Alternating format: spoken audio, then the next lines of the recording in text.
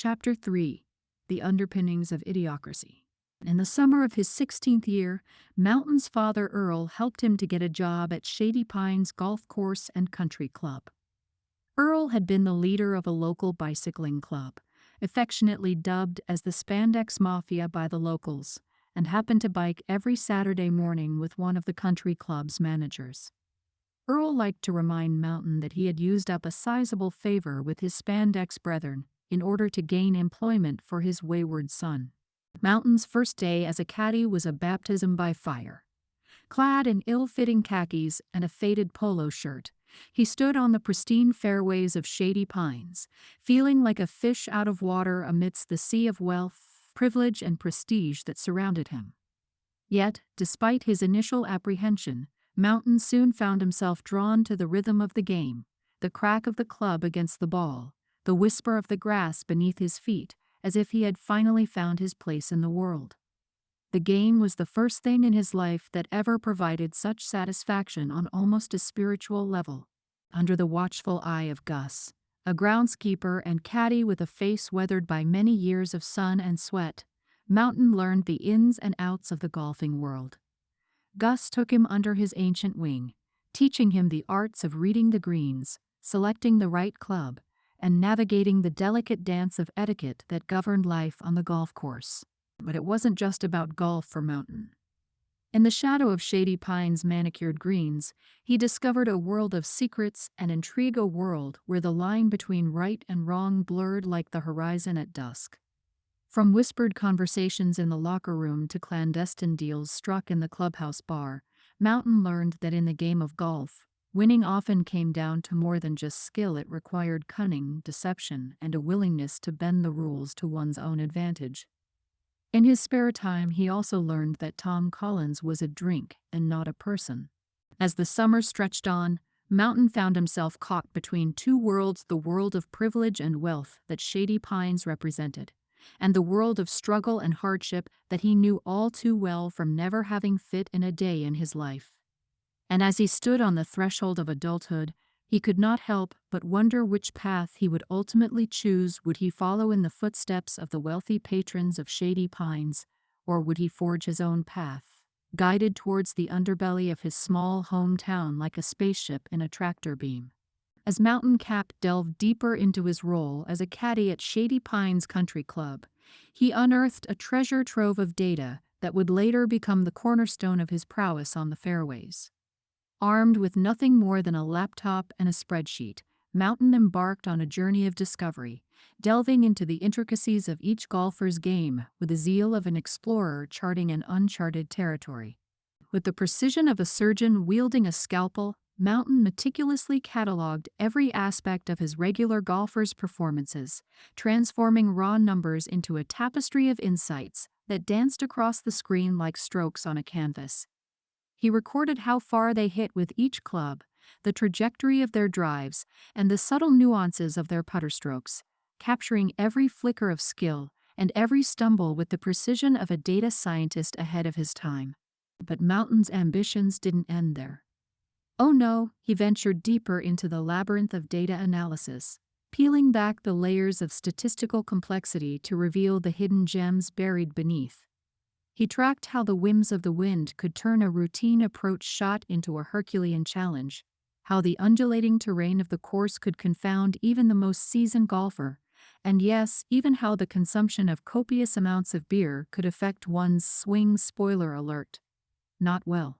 Yet, it was in the realm of human psychology that Mountain truly excelled. Like a modern-day Sherlock Holmes, he deduced the inner workings of his regular golfers' minds, unraveling the mysteries of their psyche with the precision of a mentalist. He knew that Clarence from the 9th hole always sliced his drives after a particularly rowdy night at the clubhouse, and that Sarah from the 12th green had a tendency towards sinking long putts when the sun was high in the sky. Armed with this arsenal of knowledge, Mountain became more than just a caddy. He was a sage, a guru, a veritable font of wisdom in a world where knowledge was power and power was everything. He wielded his spreadsheets like a master magician wielding a wand, conjuring insights and revelations with the flick of a finger and the click of a mouse. But Mountain's true genius lay in his willingness to share his insights with others strategically, to lift the veil of secrecy that shrouded the world of golf, and invite his fellow competitors into the inner sanctum of his data-driven kingdom. He quickly became known as the Oracle of Shady Pines, dispensing wisdom and advice to all who sought it, like a modern-day Merlin guiding Arthur on his quest for the Holy Grail.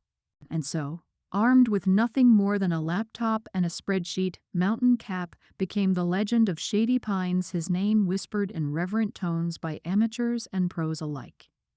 For he had unlocked the power of data, turning numbers into knowledge and knowledge into victory, one stroke at a time.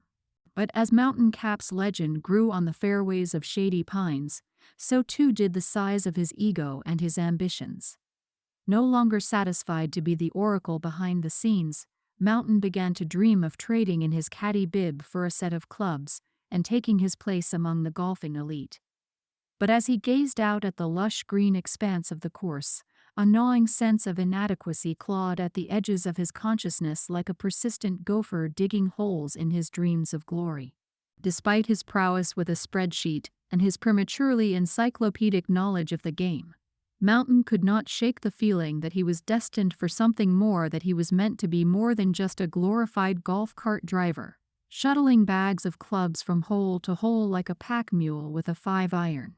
And so, armed with nothing more than his ambition and a healthy dose of delusion, Mountain embarked on a journey of self-improvement that would make even Hercules sweat. He pored over his spreadsheets with the fervor of a medieval alchemist, searching for the secret to turning ale into gold, analyzing every slice and hook with the intensity of a detective solving a murder mystery. But as Mountain stared at the cold, unfeeling numbers that mocked him from the screen, he couldn't escape the harsh truth that lay hidden beneath the surface like a buried bunker waiting to swallow his hopes and dreams whole. According to his calculations, according to the cruel calculus of statistics, Mountain would never be good enough to compete at the next level, not without resorting to drastic measures. He needed skills beyond just what practicing alone would be able to provide him. The thought made his stomach churn and his palms sweat, but Mountain was a young man possessed, driven by a singular desire to win at all costs. He entertained the unthinkable, the idea of cheating his way to the top with all the enthusiasm of a toddler with a new toy, gleefully plotting his descent into moral bankruptcy like a cartoon villain twirling his mustache and cackling maniacally. He toyed with the notion of slathering his driver with Vaseline to gain an unfair advantage off the tee, imagining himself launching balls into the stratosphere with the ease of a NASA rocket scientist. He considered injecting himself with steroids to boost his strength and stamina, envisioning himself striding down the fairways like a Norse god on a chariot, leaving a trail of broken records and shattered dreams in his wake.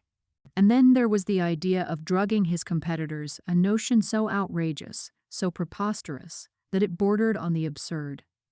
But in the twisted logic of Mountain's mind, it made perfect sense. After all, why compete on a level playing field when you could tilt the odds in your own favor, like a tilted pinball machine in a shady arcade? But even as Mountain plotted and schemed, a small voice deep within him cried out in protest, a voice that whispered of honor and integrity, of the true spirit of the game. And though Mountain tried to drown it out with the roar of his ambition, he couldn't help but wonder if the price of victory was worth the cost of his soul. Ultimately, though, he would decide that it was indeed.